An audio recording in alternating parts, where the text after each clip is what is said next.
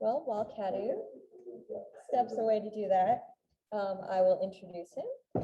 Besides being one of the other co-organizers of our symposium today, Carlos Eduardo Pires has a bachelor's degree in communication studies, a postgraduate diploma in art history, and a master's degree in contemporary performance practices from the University of East London.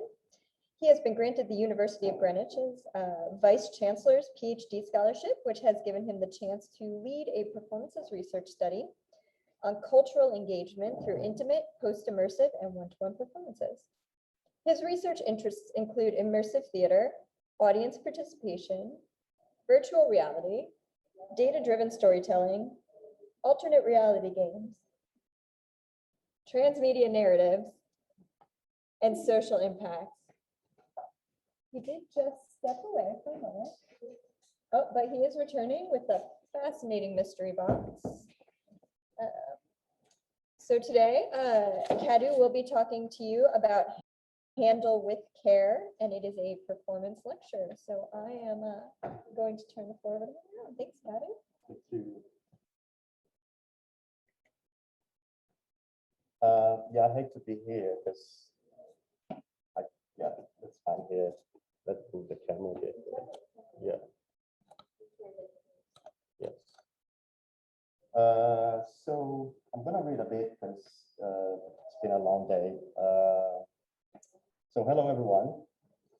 I am Carlos Eduardo Pires, also known as Cadu, and I am a post-immersive artist. As you know, some of you have read the post-immersive manifesto by the UK.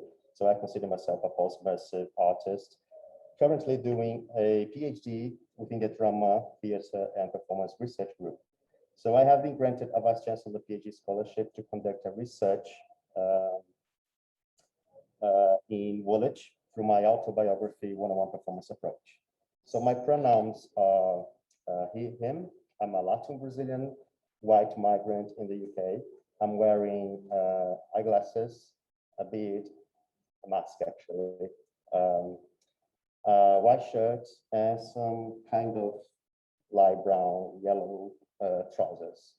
Right now I'm standing before you, holding this package, covered in a bubble wrap, and there's a sticker that reads fragile in red, and I am holding a needle and a thread that it's also red.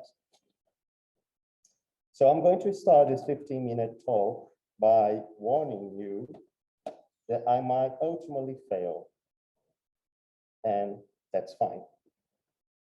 So to cite Pedro Lamebel from Chile, I'm not gonna quote, "Here's my face, I speak for my difference. I defend what I am, and I am not so strange." End of quote. Am I so strange? Perhaps not, if you are looking from there or there. I pass, after all. But I have many scars under this outfit. The scars on my back, the scars in my soul too. This is my story, and I invite you to thread yours. So I'm gonna pass this parcel.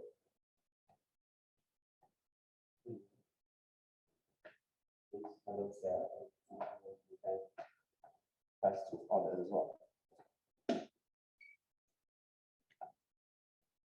So most of you might have never heard of Woolwich before coming here this morning, a place that has been receiving substantial investment for a new creative district, in contrast to apparent underinvestment in local cultural production. If you walk through the Royal Arsenal that used to send bombs and munitions to war in the past, you will see now a completely different atmosphere. Even from this part of Woolwich that we are now in halfway theatre. Regeneration, they say. So when it comes to cultural activities, the thing is, Woolwich people can't afford to pay 8, like starts from 8 pounds on average to attend an immersive show, for example, designed to attract a world audience. And it's just not about money. The stories pictured there are not their stories. They can't even see themselves in the characters. They might feel misfitted. Misfitted in their own place. Have you ever felt like a misfit? I have. I still am. Trying to fit in is exhaustively, I'm always trying to, and I'm failing miserably. Having to cross both physical and cultural borders, here I am, establishing a connection with like-minded people, fragile souls in Woolwich, misfits. Perhaps you may say I'm also an outsider to them. Like I came from Brazil, sorry. But I believe each other's failures can create empathy, because failure, it's a universal feeling. So I have proposed a series of one-on-one performances to engage with Woolwich people through empathy, autobiography, and intimacy in order to reach out to their narratives and failures. And we've been talking about intimacy today after Jade's brilliant performance, brilliant talk on intimacy. So I use this kind of approach through engagement as a data collection mechanism that I believe that significantly impacts how one-on-one performance is defined and how its audience is perceived. So through this autobiography approach, I shift the performance focus from a performance subject to a participant subject. And this strategy is intended to guide participants in my practice research performance to a moment of self-encounter.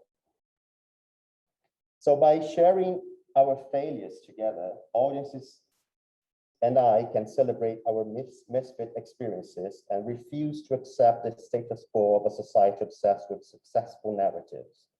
As addressed by Jack Hubberston, refusing these failures as inadequacies of a white and heteronormative brand new regeneration society, let's say, we may succeed. So who cares about triumph stories anyway? So I believe the intimacy and engagement generated by the one-on-one are so powerful that it is impossible not to consider how this kind of performance can affect one another in this interaction. We just felt affected by Jade's performance. We just felt affected by Radha's performance before the workshop in this morning. So listening closely to what audiences want to say, giving them the space to share their emotions and actively participate is a revolutionary act. So this performance framework works similarly to what Hamus describes as micro-events that Melissa also mentioned today, and creates a place of touch and presence with emphasis on physical, but also emotional intimacy that is resistant to this spectacular society of representations, as well as the economic control of mass communications and virtual connections. So I don't believe in the metaverse, but this is another, because there's no connection, there's no touch, but this is another talk. I have chosen the one-on-one format for this performance as research study because of its potency in creating a shared space between strangers and its ability to transform the performative space into a communal and testimonial territory. Rod also mentioned that creating villages, we are creating villages. So I hope to share in the near future the results of this practice with you all, this study in Woolwich. And I believe that tearing down walls, connecting the gaps and threading bridges carefully can inform future arts initiatives in Woolwich and make the misfits feel fitted as they wish. After all, people's narratives are fragile, must be handled with care, empathy, and intimacy. And viva o fracasso. Thank you.